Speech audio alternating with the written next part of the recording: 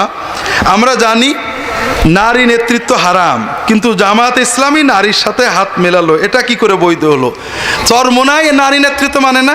প্রধানমন্ত্রীর ছবি ছিঁড়েন তো দেখি। নারী নেতৃত্ব মানে আমাদের প্রধানমন্ত্রী নারীরা পুরুষ। চরমোনাই যারা চাকরি করে সরকারি, প্রধানমন্ত্রীর ছবি আছে না? নারী নেতৃত্ব মানে না? চরমোনার অফিস সাহেব বলুক তো দেখি যে আমি প্রধানমন্ত্রী মানি না,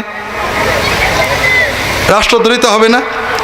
বিষয়টা হলো, আমাকে একজন বলছে তবলিগ আওয়ামী লীগদের সাথে মেশে, বললাম যে তাহলে জামাত বিএনপির সাথে মেশে।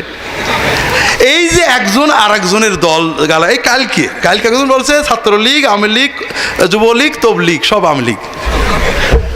তাহলে কেন বলে আওয়ামী লীগের সাথে মেশে? বলে কি মুশকিল, তোমরা তো বিএনপির সাথে মেশো, তোমরা বিএনপি। তো কথা হলো মিশা ভিন্ন জিনিস।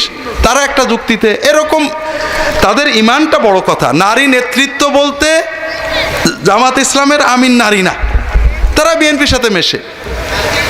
তারা একটা যুক্তি দিতে পারে, আওয়ামী লীগের সাথে একজন মেশে, বিএনপির সাথে একজন মেশে, মিশলেই সে তাদের সব মেনেছে, এটা বলা ঠিক না।